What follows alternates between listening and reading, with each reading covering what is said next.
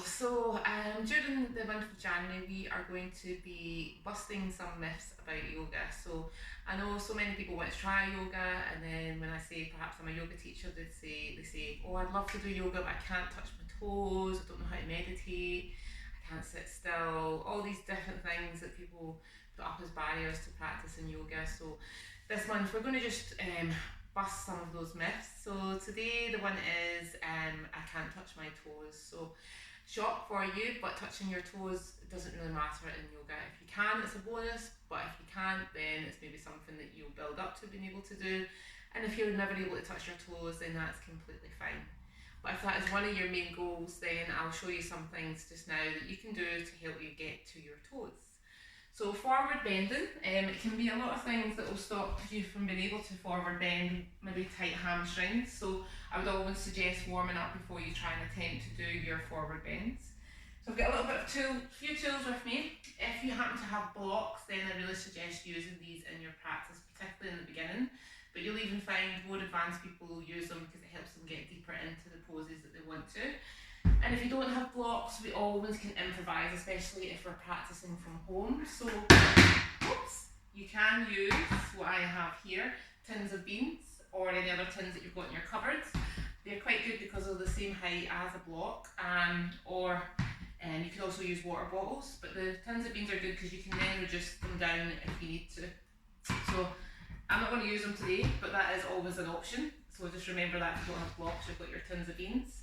So forward bending, to come into it, I always suggest bending your knees anyway. And so this is probably going to cut me out. I'm going to move a bit here, yeah, you can see me. So to forward bend, take your hands onto your hips and then fold forward. So as you fold forward, you want to always try and keep your back nice and long. So the spine's long from the tailbone to the crown of the head.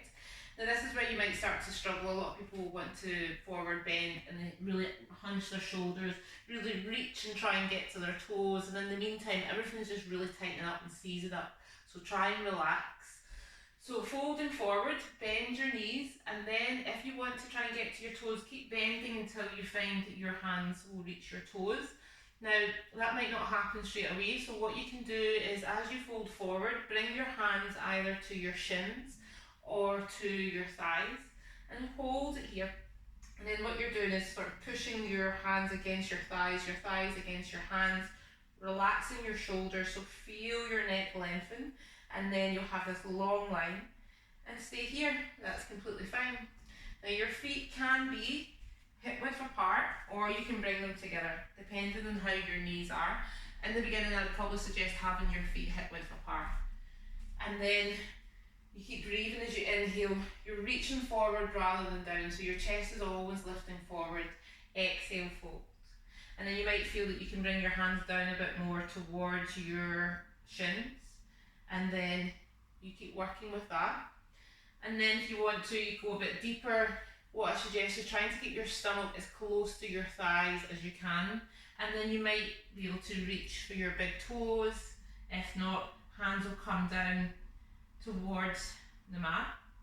Now another option is to use your blocks or your tins, and then you will take them, hands are underneath your shoulders, you have the blocks there, and then you press your palm of the hands into the blocks. Start to straighten your legs and then bend if you need to, so you don't have any tightness through the hamstrings. Keep bending as much as you need to. Have your fingers facing forward, push up so that you're opening up through the shoulder blades here, and then you find the length again. So the main thing is you're not wanting to hunch the shoulders. Keep the length, keep that flat back, almost like you're balancing something on your back. And then slowly over time you might find that you can reduce the height of your blocks. Or for fun, I'm just going to show you, reduce the height of your tins. So you would have the tins where you are, and again, they're underneath your shoulders. Keep breathing, bending the knees, start to straighten if you can. And then you take the tins of beans, or whatever you're using away, and you can maybe bring it down until at one point you might find that your hands come to the floor. It is only an option. Remember, you never need to get down there. Safe way to bring yourself back up is hands on the hips, and then slowly you come back up again. So you might feel a bit dizzy, so always keep it nice and slow. Another option is with a chair or a wall. You can use this and what you would do is you take your distance apart so that when you fold forward, you have that back nice and long again, fingers facing forward. You can relax the head so that the gaze goes down towards the floor. Feet are hip width apart, and again, you are lengthening through the spine and just start to enjoy that stretch that you're feeling through the backs of the legs and also through the sides of the body. Your chest should be reaching forward. Again, bend the knees until you feel ready to straighten the legs. And then to really work with releasing tension through the back of the hamstrings, what I would suggest is either with a block or if you have a blanket and a mat, take your blanket so it's in this sort of rectangle shape, so folding it in half, and then roll your mat up with the blanket as tight as you can. Take it so it's maybe rolled either a quarter or just under half of your mat. Make sure it's not going to roll back on you. And then what you'll do is stand on your mat and then bring the balls of your feet onto the floor. Stretch your toes forward, lengthen up through the body, and then hands come onto your hips, and then exhale, start to fold forward. As you do, bend your knees if you want, and then slowly start to straighten the legs as much as feels comfortable with not too much of a tightness through the back of the hamstrings. Then again, you would use your blocks or your other substitute that you're using, and then you place your hands underneath your shoulders, fingers facing forward, relax the neck, and then breathe here. And all these options, I would recommend breathing for maybe around 5 breaths or more or less. So you do that for 1 round, then come back up again, and you can swap it over. This is probably going to feel a bit tighter through the calves as well. I know this one, because I've got short legs, I start to feel it. But you'll have it so that your heels are on the floor, your toes are stretching forward, you're lengthening, and then again, hands on the hips, exhale, fold it forward, maybe bend those knees to begin with, start to straighten the legs. Hands can either come to the floor or onto your blocks, or whatever else you're using. And then you be here. And try and relax in the pose. You don't need to go anywhere, you're not in any rush. Start to feel what's happening in your body, what's happening through the backs of the legs. Keep reaching the chest forward as you exhale, fold. And you will, if you're present, you will start to feel things easing off. The main thing is to have patience. Don't be in any rush. So, to come out of the pose, once again, hands on the hips, slowly bring yourself back up. So that's one exercise that you can do to start to release through the hamstrings.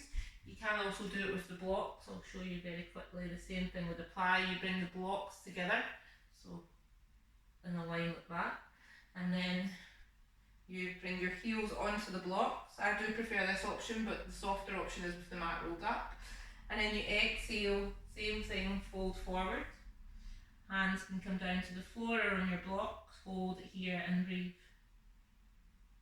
And then you would swap it over, bring the balls of the feet onto the block this time, heels on the floor, and then folding it over.